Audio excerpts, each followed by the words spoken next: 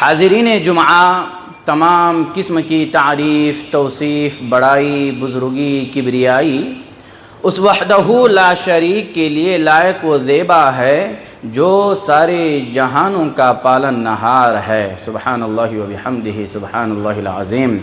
درود و سلام کا نزول ہو میرے اور آپ کے آخری نبی جناب احمد مجتبی محمد مصطفیٰ صلی اللہ علیہ وسلم پر۔ معزز سامعین و سامعات،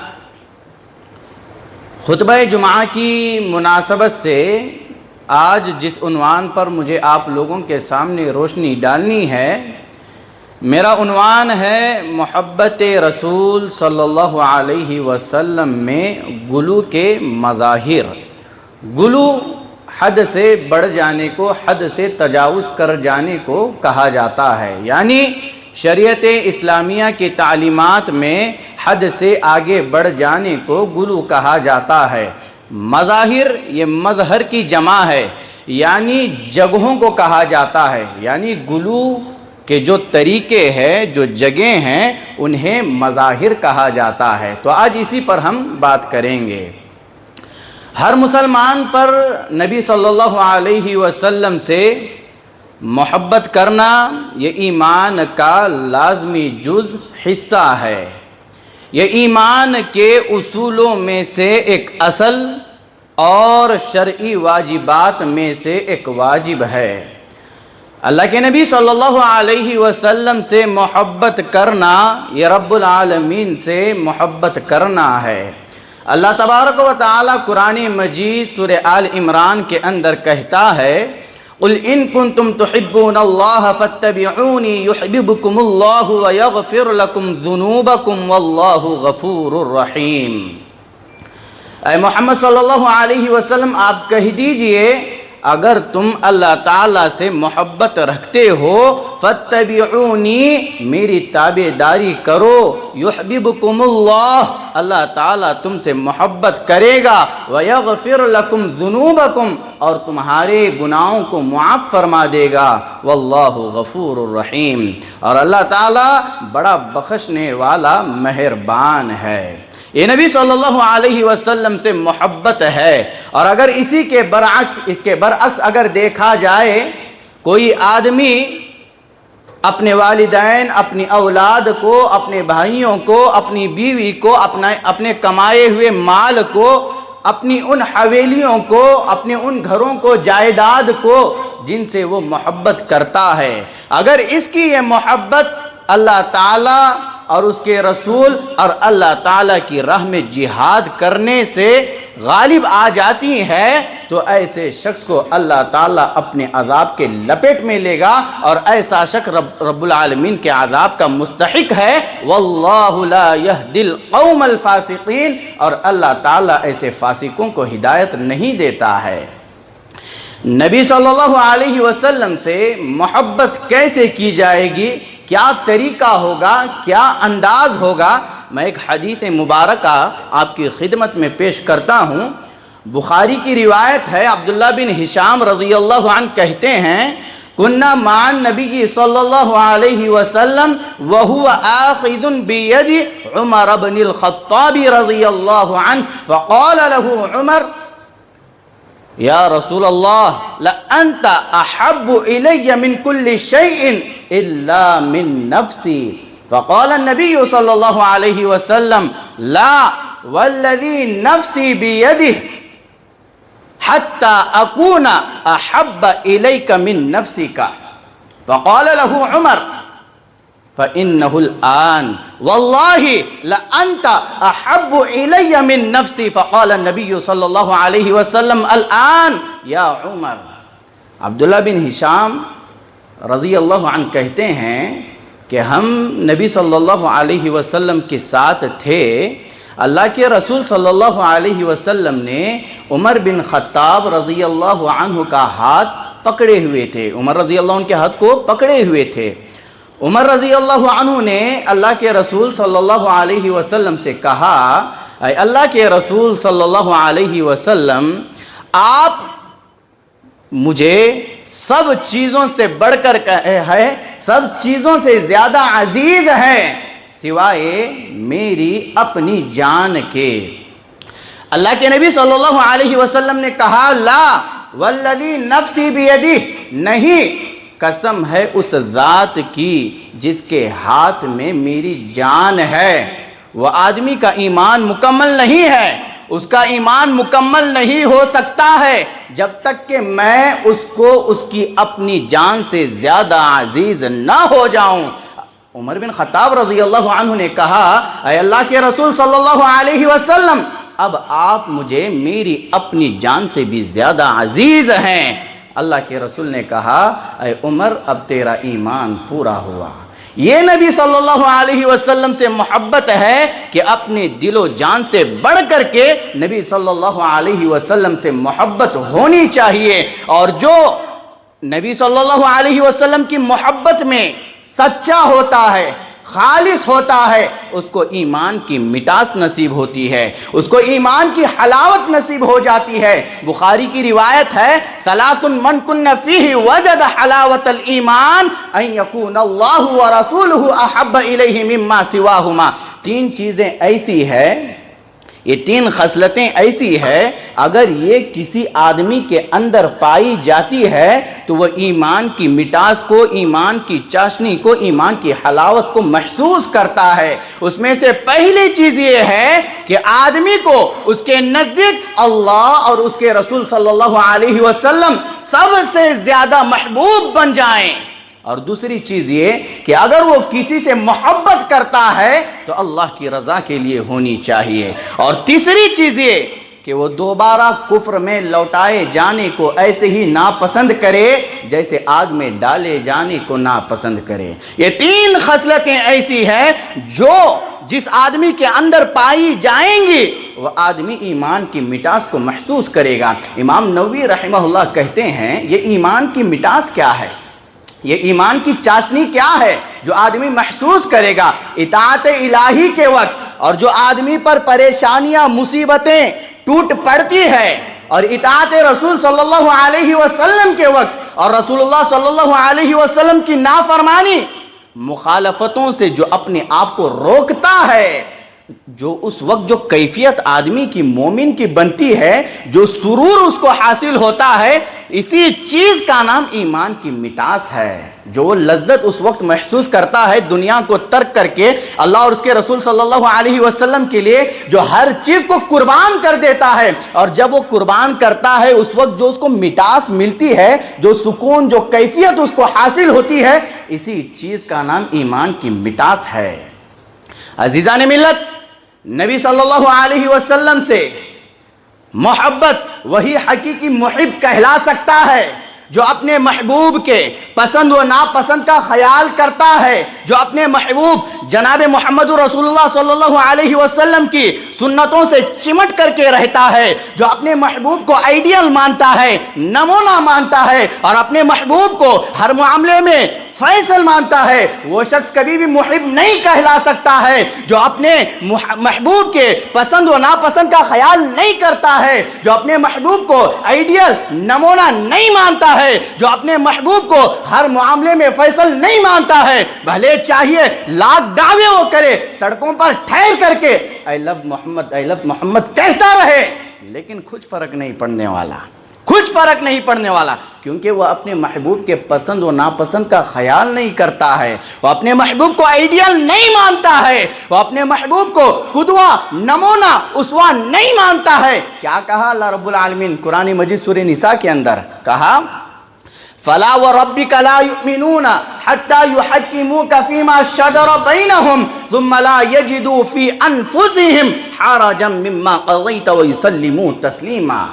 سو قسم ہے تیرے پروردگار کی، یہ اس وقت تک مومن نہیں ہو سکتے جب تک کہ آپ کو اپنے آپس کے اختلاف میں فیصل نہ مانے، اور جو فیصلہ آپ ان کے درمیان کر دے اس فیصلے سے وہ اپنے دل میں کسی طرح کی تنگی اور نہ خوشی نہ پائے، بلکہ فرما برداری کے ساتھ اس کو قبول کر لے۔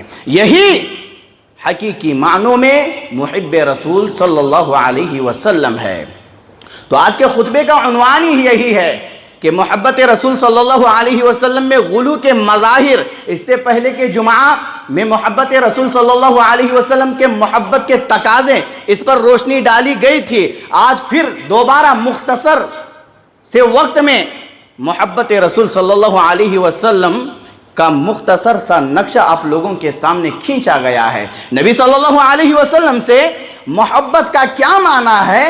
نبی صلی اللہ علیہ وسلم سے محبت کا یہ معنی ہے کہ آپ کی شایان شان محبت کی جائے، آپ کی عظمت میں، آپ کی شان میں، آپ کے مقام و مرتبے میں غلو آرائی سے بچا جائے. شریعت اسلامیہ غلو سے سختی کے ساتھ روکتی ہے، منع کرتی ہے. رب العالمین قرآن مجید میں کہتا ہے یا اہل الکتاب لا تغلو فی دینکم غیر الحق. اے محمد صلی اللہ علیہ وسلم آپ کہہ دیجئے اے اہل کتاب اپنے دین میں ناحق غلو اور زیادتی نہ کرو. میرے بھائیوں سابقہ امم کی تاریخ کو آپ پڑھ کر کے دیکھیے گا، قرآن مجید کا مطالعہ کیجئے گا. سابقہ امم کی جو ہلاکت و بربادی کا سبب بتایا گیا ہے یہی غلو ہے.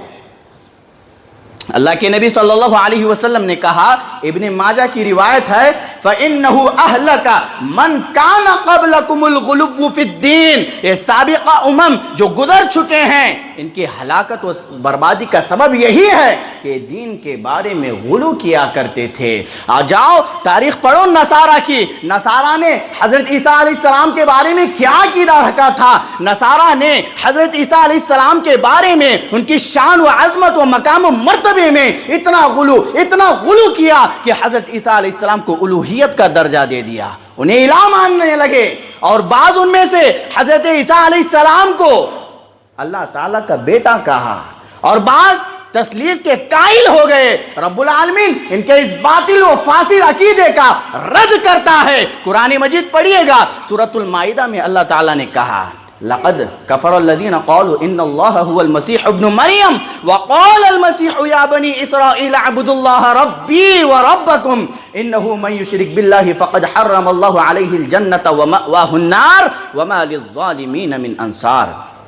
اس طرح کا جو عقیدہ رکھ رہے ہیں کہ عیسیٰ علیہ السلام کو الوہیت کا درجہ دے دیے تو بعد میں بیٹا کہا، اللہ کہتا ہے یہ کافر لوگ ہیں، یہ کافر لوگ ہیں اس طریقے کا باطل عقیدہ رکھنے والے. کیونکہ مسیح ابن مریم علیہ السلام نے خود ان سے کہا اے میری قوم اس اللہ کی عبادت کرنا جس کا کوئی شریک نہیں ہے، جو میرے اور آپ کا رب ہے، اور یقین مانو جو اس کا شریک بناتا ہے اللہ تعالیٰ اس پر جنت کو حرام کر دیتا ہے اور اس کو جہنم میں ڈال دیتا ہے، اور ظالموں کا گنہگاروں کا کوئی مددگار نہیں ہے.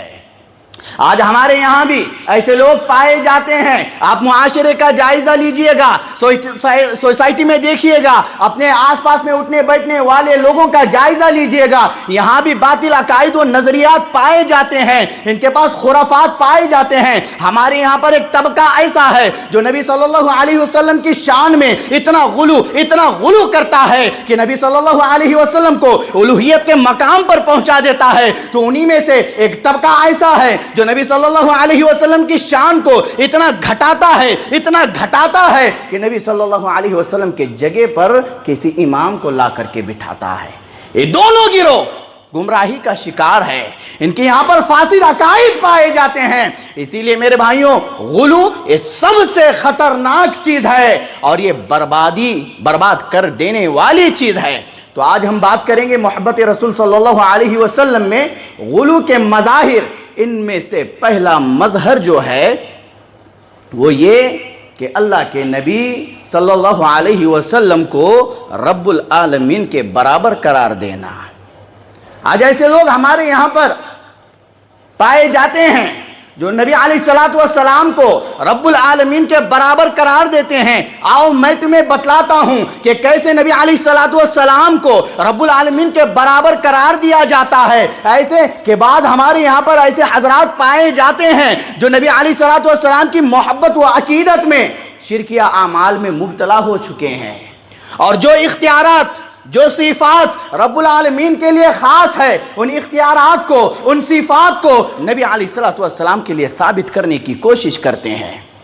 اور آج میں تمہیں اہل حدیث سلفی العقیدہ حضرات کا عقیدہ بیان کرنے جا رہا ہوں کہ ہمارا عقیدہ یہ ہے، ہمارا منہج یہ ہے کہ اس کائنات میں دو مختار کل نہیں ہو سکتے ہیں۔ اس کائنات میں مختار کل اگر کسی کی ذات ہے تو وہ صرف اور صرف رب العالمین کی ذات ہے۔ اور ہمارے بھائی کیا عقیدہ رکھتے ہیں کہ اس کائنات میں نبی علیہ السلام کو مختار کل کہا جاتا ہے۔ نبی علیہ السلام کے متعلق یہ عقیدہ رکھا جاتا ہے کہ نبی علیہ السلام مختار کل ہے، انہیں تمام اختیارات دیے گئے ہیں۔ یہ عقیدہ ہمارے یہاں پر پایا جاتا ہے۔ اور نبی علیہ السلام سے متعلق یہ عقیدہ رکھا جاتا ہے کہ یہ کائنات نبی صلی اللہ علیہ وسلم کے فیض کی محتاج ہے۔ رب العالمین نے اس کائنات کو نبی صلی اللہ علیہ وسلم کے صدقے طفیل میں بنایا ہے۔ یہ عقیدہ رکھا جاتا ہے کہ نبی علیہ السلام حاضر و ناظر کا عقیدہ نبی صلی اللہ علیہ وسلم سے متعلق رکھا جاتا ہے۔ بھائیوں، قرآن مجید ان باطل و فاسد عقائد کا رد کرتا ہے، اور وہیں پر ایک بدعتی شاعر کہتا ہے، وہی مستوی عرش تا خدا ہو کر اتر پڑا وہ مدینے میں مصطفیٰ ہو کر۔ نعوذ باللہ، اتنا گندا اور شرکیہ عقیدہ اس میں پیش کیا جا رہا ہے۔ جو عقل سلیم رکھتا ہے اگر وہ سنجیدگی کے ساتھ ان الفاظ پر غور کرے گا تو وہ پریشان ہو جائے گا۔ رب العالمین کا قرآن پڑھے۔ رب العالمین قرآن مجید میں کہتا ہے سورہ اعراف کے اندر، قُلْ لَا أَمْلِكُ لِنَفْسِي نَفْعًا وَلَا ضَرًّا إِلَّا مَا شَاءَ اللَّهُ وَلَوْ كُنْتُ أَعْلَمُ الْغَيْبَ لَاسْتَكْثَرْتُ مِنَ الْخَيْرِ وَمَا مَسَّنِيَ السُّوءُ إِنْ أَنَا إِلَّا نَذِيرٌ وَبَشِيرٌ لِقَوْمٍ يُؤْمِنُونَ۔ مختار کل کا عقیدہ نبی صلی اللہ علیہ وسلم سے متعلق رکھا جاتا ہے، اور اللہ اس باطل عقیدے کا قرآن مجید میں رد کرتے ہوئے کہتا ہے کہ اے نبی آپ کہہ دیجئے کہ میں اپنی ذات خاص کے لیے کسی نفع کا اختیار نہیں رکھتا ہوں، نہ کسی نقصان کا اختیار رکھتا ہوں، مگر اتنا ہی جتنا اللہ تعالیٰ نے چاہا ہے۔ اور میں غیب کا علم نہیں رکھتا ہوں، اور اگر میں غیب کی باتیں جانتا تو میں اپنے لیے بہت سارے منافع خیر جمع کرتا اور مجھے کوئی نقصان نہ پہنچتا۔ میں تو ڈرانے والا ہوں، بشارت دینے والا ہوں ان لوگوں کو جو ایمان رکھتے ہیں۔ آج کتنا خطرناک اور ایک گندا عقیدہ رکھا جا رہا ہے۔ ہمارے یہ مشرک اعمال میں ڈوبے ہوئے لوگ، یہ بدعت پرست، یہ خواہش پرست، اللہ اکبر کبیرہ، اتنے گندے عقیدے نبی صلی اللہ علیہ وسلم سے متعلق رکھ رہے ہیں کہ زمین پھٹ جائے گی، آسمان سے پتھر برسیں گے اور زمین ان کو دبوچ لے گی اور انہیں نیست و نابود کر دے گی۔ رب العالمین قرآن مجید میں کہتا ہے سورہ جن میں، کہا قل انی لا املک لکم ضرا ولا نفعا، قل انی لا املک لکم ضرا ولا رشدا، کہا کہ مجھے تمہارے کسی نفع اور نقصان کا اختیار نہیں ہے۔ نبی علیہ السلام صراحت کے ساتھ کہہ رہے ہیں، تو پھر ہمارے بھائی سمجھتے کیوں نہیں ہیں؟ نبی صلی اللہ علیہ وسلم کو مختار کل کہا جاتا ہے۔ ایک حدیث مبارکہ میں آپ کو پڑھ کر کے سناتا ہوں، یہ بہت ہی معروف و مشہور حدیث ہے، ہر کسی نے سن رکھا ہوگا۔ بخاری کی روایت ہے، جب یہ آیت کریمہ اترتی ہے سورہ شعراء کی، وَأَنذِرْ عَشِيرَتَكَ الْأَقْرَبِينَ، اے نبی صلی اللہ علیہ وسلم اپنے قریبی رشتہ داروں کو ڈراؤ، تو حضرت ابو ہریرہ رضی اللہ عنہ کہتے ہیں کہ اللہ کے رسول صلی اللہ علیہ وسلم نے قریش کے لوگوں کو جمع کیا، اکٹھا کیا۔ جب سب لوگ جمع ہو گئے تو اللہ کے رسول صلی اللہ علیہ وسلم نے کہا، اے کعب بن لؤی کی اولاد، انقذوا انفسکم من النار، چھڑاؤ اپنے آپ کو جہنم سے۔ اے مرہ بن کعب کی اولاد، انقذوا انفسکم من النار، چھڑاؤ اپنے آپ کو جہنم سے۔ اے بنو ہاشم کی اولاد، اے عبد شمس، اے عبد المطلب کے بیٹوں، انقذوا انفسکم من النار، چھڑاؤ اپنے آپ کو جہنم سے۔ اپنی بیٹی کو بلایا، فاطمہ رضی اللہ عنہا، یہ نبی علیہ السلام کی لخت جگر ہے، یہ آپ کا ٹکڑا ہے۔ نبی علیہ السلام اپنی بیٹی کو بلاتے ہیں اور کہتے ہیں، یا فاطمہ انقذی نفسکی من النار، بیٹی اپنے آپ کو جہنم سے چھڑا۔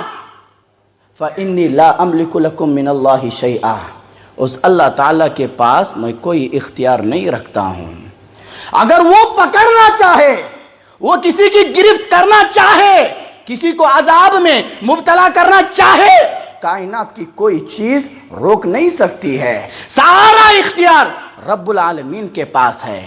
دنیا میں جو مجھ سے رشتے ناتے جوڑتے ہیں، میں ان رشتوں کا خیال کرتا ہوں، ان کا حق ادا کروں گا، ان پر احسان کروں گا۔ دنیا میں مجھ سے جو مانگنا ہے مانگ لینا، آخرت میں میں تمہارے کچھ کام نہیں آؤں گا۔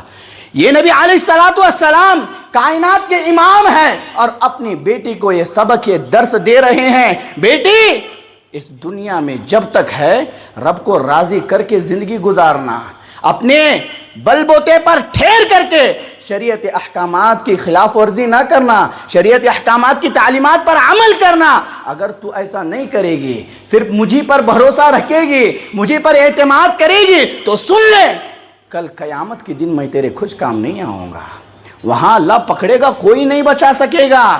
اور یہاں پر ہمارے بھائی نبی علیہ السلام کے متعلق مختار کل کا عقیدہ رکھتے ہیں۔ ایک اور حدیث آپ کو سناتا ہوں ابن ماجہ کی، ابن عباس رضی اللہ عنہما روایت کرتے ہیں کہ ایک شخص نے نبی علیہ السلام سے کہا ان رجلا قال، کہا کہ ایک آدمی نے کہ اے اللہ کے رسول ما شاء اللہ و شئت، جو اللہ چاہے اور جو آپ چاہے۔ اللہ کے رسول صلی اللہ علیہ وسلم نے اس شخص سے کہا جعلتنی للہ عدلا، ایسا کہہ کر کے تم نے مجھے اللہ کے برابر قرار دیا ہے، بلکہ یہ کہو کہ تنہا اللہ چاہے۔ کہ اسی شریعت اسلامیہ کی تعلیمات ہے۔ ایک شخص نے کہا جو اللہ چاہے اور آپ چاہے، نبی علیہ السلام فوری طور پر اس کو روکتے ہیں، منع کرتے ہیں اور کہتے ہیں کہ یہ کہو جو اللہ چاہے، یہ نہ کہنا کہ میں چاہوں۔ ایسا کہو گے تو یہ عقیدہ برابری کا شامل ہو جائے گا۔ نبی علیہ السلام فوری طور پر منع کر دیتے ہیں۔ بھائیوں، مختار کل صرف اللہ رب العالمین کی ذات ہے۔ اب نبی علیہ السلام کے متعلق حاضر و ناظر کا عقیدہ رکھا جاتا ہے اور سب سے اہم اس عقیدے کو مانا جاتا ہے۔ میں اپنے ایک قریبی رشتہ دار کا واقعہ آپ کو بیان کرنے جا رہا ہوں۔ میرا ایک قریبی رشتہ دار ہے، بہت ہی قریبی۔ میں نے اس کو سمجھایا، بھائی آج جن عقائد کے سہارے تم اپنی زندگیاں گزار رہے ہو، ان عقائد سے توبہ کرو، فوری طور پر کتاب و سنت کی طرف پلٹ جاؤ، ورنہ ان عقائد کے مطابق یہ زندگی گزارو گے، مر جاؤ گے، جہنم میں ڈال دے گا اللہ، تمہیں کوئی نہیں بچائے گا۔ میں نے اس کو سمجھایا، سمجھانے کے بعد وہ مجھ سے کہتا ہے کہ سارے عقائد کو سائٹ میں رکھو۔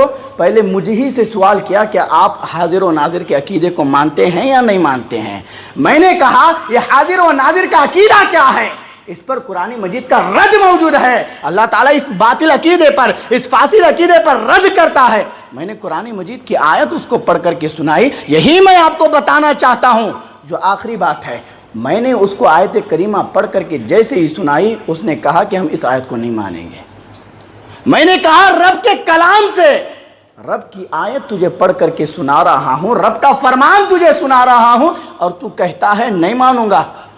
اس نے صراحت کے ساتھ کہہ دیا کہ میں نہیں مانوں گا۔ تو میرے بھائیوں اندازہ لگاؤ کہ یہ باطل پرست مولوی ملا کتنا زہر آج عوام الناس کے دل و دماغوں میں ڈال چکے ہیں۔ آدمی کے سامنے رب العالمین کی آیات پڑھی جائے گی، نبی علیہ السلام کے فرامین کو پیش کیا جائے گا تو آدمی دھڑلے سے کہے گا کہ میں نہیں مانوں گا۔ کتنی جرأت، کتنی بے باکی! باطل عقائد کو کیا ہے واضح کرنے کے لیے یہ لوگ کوششیں کرتے ہیں۔ بھائیوں، حق پر ہونے کے باوجود ہم کیوں ڈریں، کیوں گھبرائیں؟ جو حق ہے وہ حق ہی ہوگا، اور حق کو حق کہنا، باطل کو باطل کہنا، یہ اہل الحدیث کی پہچان ہے، یہ سلفی العقیدہ حضرات کی پہچان ہے۔ ورنہ دیگر جماعتوں کا بھی آپ جائزہ لیں، یہ آپ کو نہیں ملے گا کہ حق کو حق کہا جائے، باطل کو باطل کہا جائے۔ ان کی دکانیں بند ہو جائے گی، ایسا کہنا شروع ہو جائیں گے تو ان کی روزی روٹی کا ڈر انہیں ہے، اس لیے کوئی حق کو حق، باطل کو باطل نہیں کہتا ہے۔ یہی وہ ممبر ہے جہاں سے حق کی آواز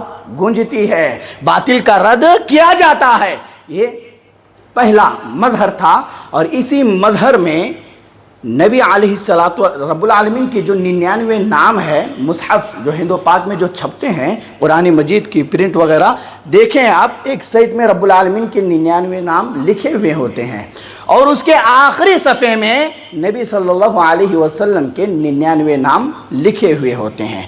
ایسا کر کے یہ مشرک، یہ باطل اللہ تعالیٰ کے ساتھ نبی صلی اللہ علیہ وسلم کی برابری کا عقیدہ شامل کرنا چاہتے ہیں۔ لوگوں کو معلوم نہیں ہے، ہم اس بات کے قائل ہیں کہ نبی صلی اللہ علیہ وسلم کے 1 سے زائد نام ہے، اور جو نام قرآن و حدیث سے ثابت ہے، جو نام احادیث مبارکہ سے ثابت ہے، انہی ناموں کو مانیں گے، انہی ناموں کو تسلیم کیا جائے گا۔ یہ خود ساختہ بناوٹی نام لکھ کر کے رب العالمین کی 99 نام ہے تو نبی کے بھی 99 نام ہو جائیں گے۔ ایسے کر کے رب العالمین کے برابری کا عقیدہ شامل کیا جاتا ہے۔ اللہ اکبر، اللہ حفاظت فرمائے۔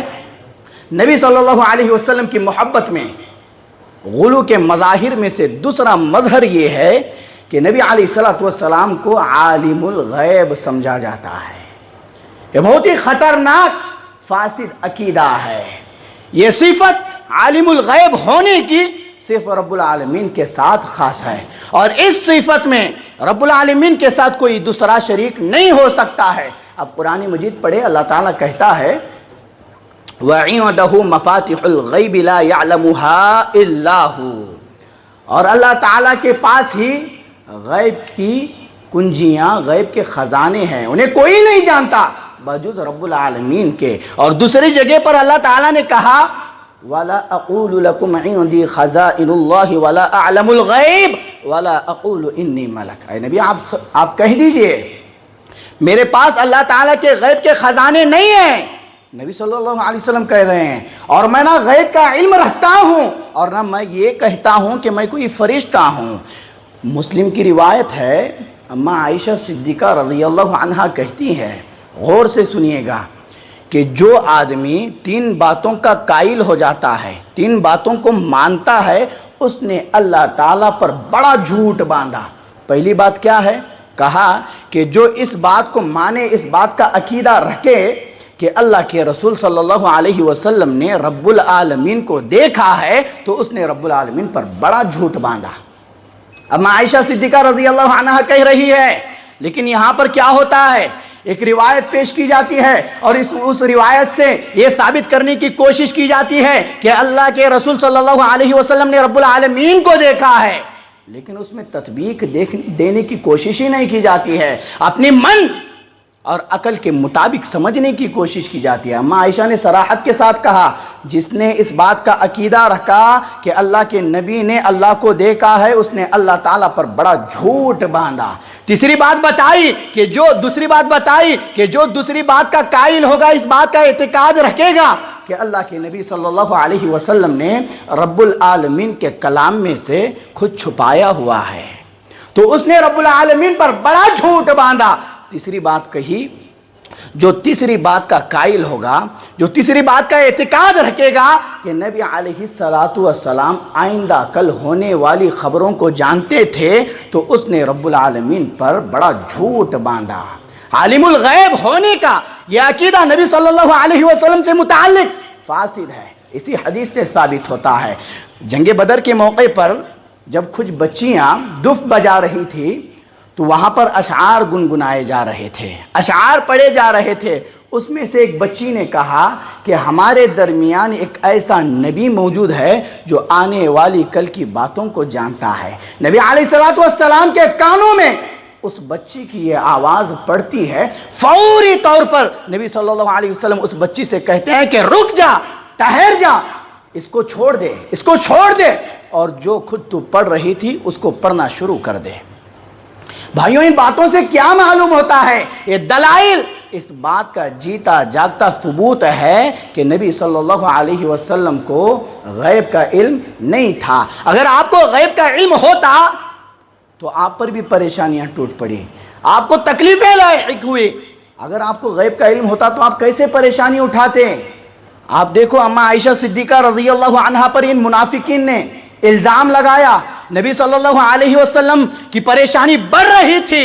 اگر آپ کو غیب کا علم ہوتا تو آپ کو پہلے سے ہی معلوم ہوتا، لیکن غیب کا علم نہیں تھا، آپ کی پریشانی بڑھ رہی تھی۔ یہی وہ اما عائشہ صدیقہ رضی اللہ عنہا ہے جن پر یہ ظالم، یہ خبیث، یہ شیعیت بھونکتی ہے، جن کی پاک دامنی پر رب العالمین نے آسمان سے قرآنی آیتیں اتارا جن کی پاک دامنی کی گواہی خود رب العالمین نے دی ہے۔ اگر آپ کو غیب کا علم ہوتا تو آپ کی پریشانی ختم ہو جاتی۔ رب العالمین نے بتانے کے بعد آپ کی پریشانی ختم ہو گئی، آپ کی جو ذہنی کیفیت تھی وہ ختم ہو گئی۔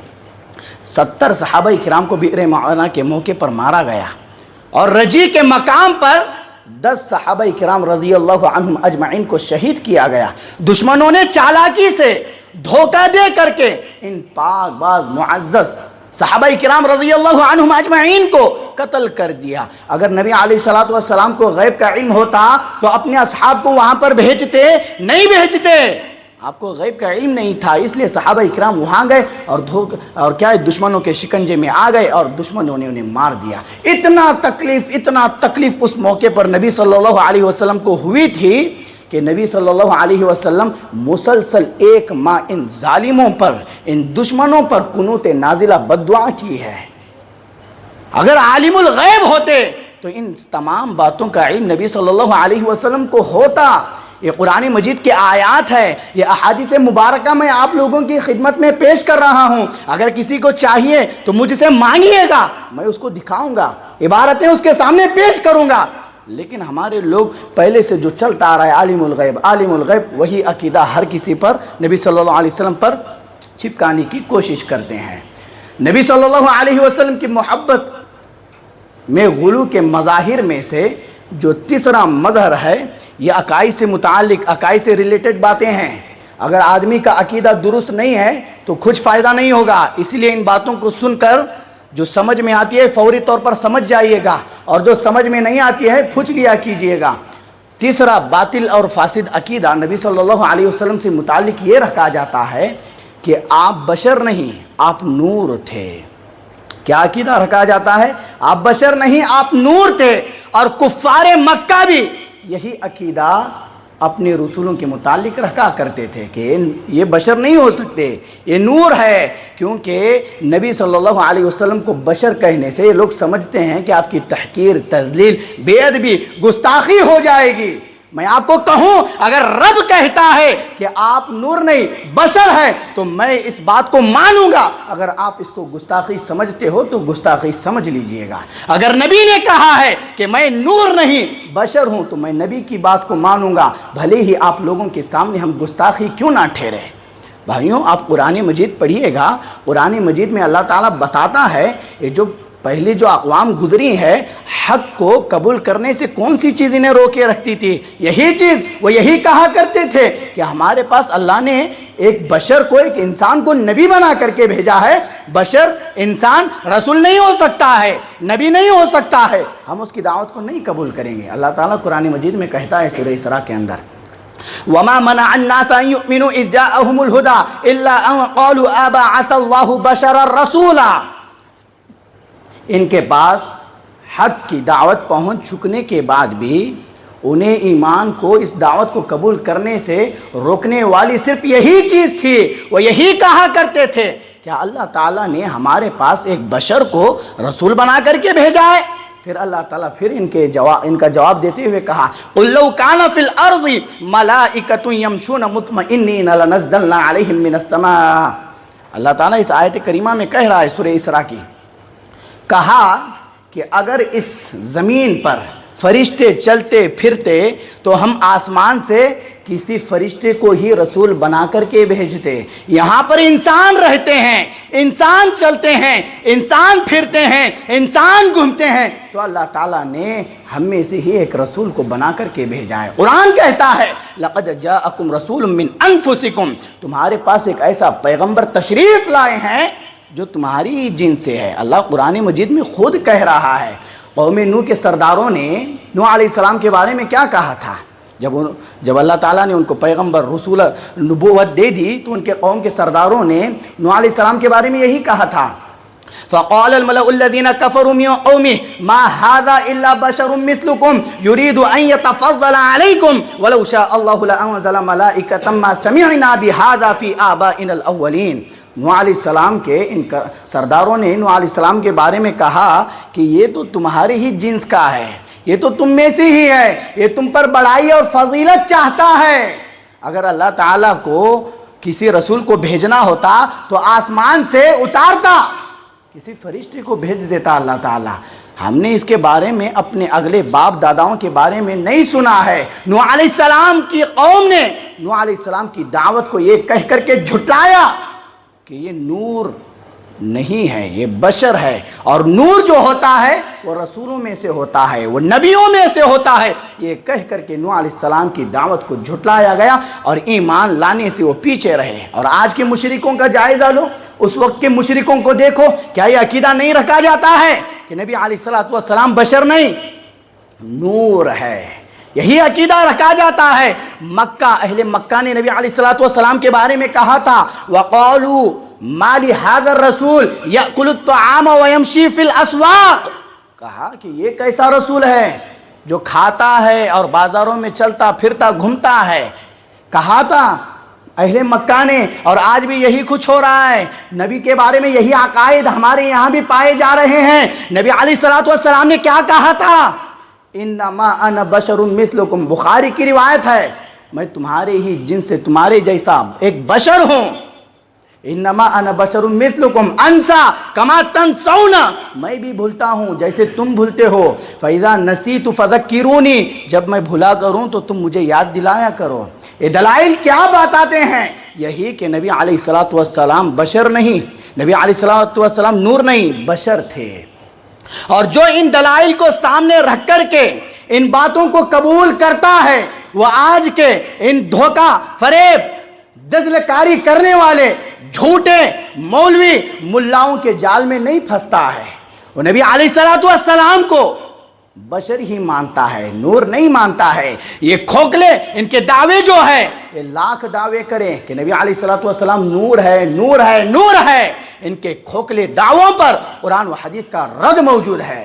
تو میرے بھائیوں، عقلی دلائل بھی اس پر شاہد ہے کہ نبی علیہ السلام کھاتے تھے، پیتے تھے، سوتے تھے، جاگتے تھے، ان کی شادیاں ہوئی ہیں، ان کی بیویاں ہیں، ان کے بچے ہیں۔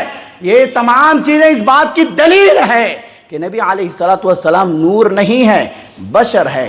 نبی علیہ السلام کی محبت میں غلو کے مظاہر میں سے یہ 3 مظاہر میں نے آپ لوگوں کی خدمت میں پیش کیے ہیں۔ عنوان بڑا لمبا ہے اور طویل ہے، انشاءاللہ آنے والے جمعہ موقع ملا تو اسی پر پھر دوبارہ ہم بات کریں گے انشاءاللہ۔ خلاصے کے طور پر یہی کہوں گا کہ نبی علیہ السلام کی محبت میں غلو کے مظاہر میں سے پہلا مظہر جو میں نے آپ لوگوں کی خدمت میں پیش کیا وہ یہ کہ نبی علیہ السلام کے متعلق مختار کل کا عقیدہ رکھا جاتا ہے کہ آپ کو تمام اختیارات حاصل ہے، جبکہ عقیدہ یہ ہونا چاہیے کہ اس کائنات میں اگر مختار کل کسی کی ذات ہے تو وہ رب العالمین کی ذات ہے۔ نبی صلی اللہ علیہ وسلم کو مختار کل کہنا یہ باطل اور فاسد عقیدہ ہے۔ اور دوسرا مظہر وہ یہ کہ نبی علیہ السلام کے متعلق یہ عقیدہ رکھنا کہ نبی علیہ السلام عالم الغیب تھے، غیب کی باتوں کو جانتے تھے۔ نبی علیہ السلام خود کہا ہے کہ میرے پاس غیب کا علم نہیں تھا، غیب کا علم صرف رب العالمین کے پاس ہے۔ تیسرا مظہر نبی علیہ السلام سے متعلق یہ عقیدہ رکھا جاتا ہے کہ نبی علیہ السلام بشر نہیں، نور ہے، جبکہ صحیح عقیدہ، درست عقیدہ یہ ہے کہ نبی علیہ السلام بشر ہے، نور نہیں۔ اور جو نور کے قائل ہے، نور کا عقیدہ رکھتے ہیں، ان کا عقیدہ باطل ہے، فاسد ہے۔ اللہ تعالیٰ سے دعا کرتے ہیں کہ جو کچھ باتیں آپ لوگوں کی خدمت میں پیش کی گئی ہے، اللہ تعالیٰ مجھے اور آپ کو ان باتوں پر عمل کرنے والا بنائے۔ ان باتوں کو پیش کرتے ہوئے جو کچھ خامیاں، غلطیاں مجھ سے ہوئی ہوں گی، میں اللہ تعالیٰ سے صدق دل سے معافی مانگتا ہوں کہ الہ العالمین میری ان غلطیوں کو، خامیوں کو دور فرما۔ ہمارے جو بھائی پریشان حال ہے، اللہ تعالیٰ ان کی پریشانیوں کو دور فرما۔ جو ہمارے بھائی اطاعت الہی، اطاعت رسول سے دور ہو کر کے اندھیروں میں اپنی زندگی گزار رہے ہیں، ہم الہ العالمین سے دعا کرتے ہیں کہ اے رب العالمین ان کے سینوں کو تو اطاعت الہی، اطاعت رسول کے لیے کھول دے۔ آمین۔ وآخر دعوانا ان الحمدللہ رب العالمین۔